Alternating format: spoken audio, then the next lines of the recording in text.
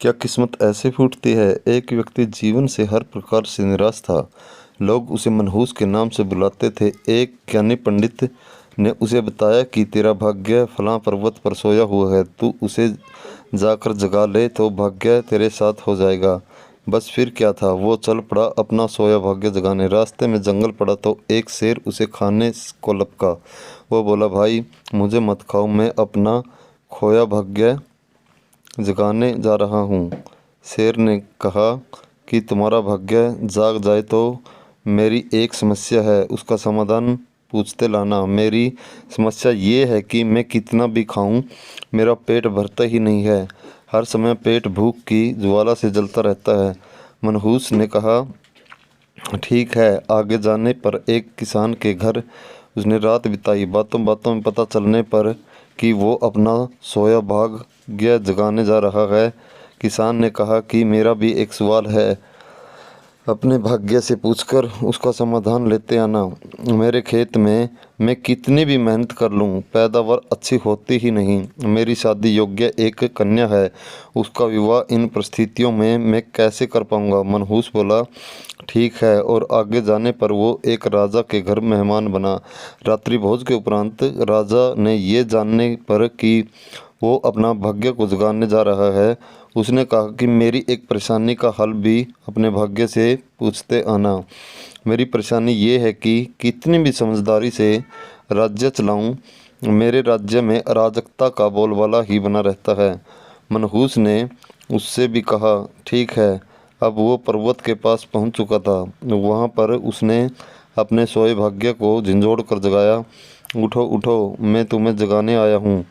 उसके भाग्य ने एक अंगड़ाई ली और उसके साथ चल दिया। उसका भाग्य बोला, अब मैं तुम्हारे साथ हरदम रहूँगा। अब वो मनहूस न रह गया था बल्कि भाग्यशाली व्यक्ति बन गया था और अपने भाग्य की बदौलत वो सारे सवालों के जवाब जानता था।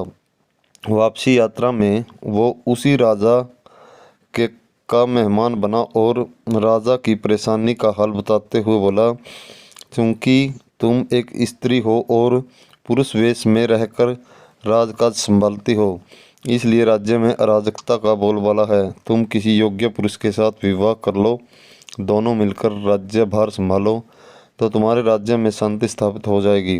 रानी बोली, तुम ही मुझसे ब्याह कर लो और यहीं रह जाओ।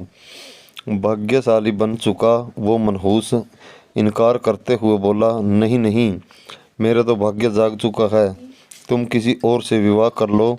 तब रानी ने अपने मंत्री से विवाह किया और सुखपूर्वक राज्य चलाने लगी।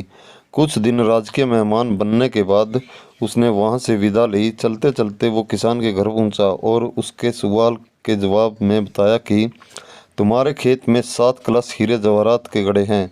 उस खजाने को निकाल लेने पर तुम्हारी ज़मीन उपजाऊ हो जाएगी और उस धन से तुम अपनी बेटी का ब्याह भी धूमधाम से कर सकोगे।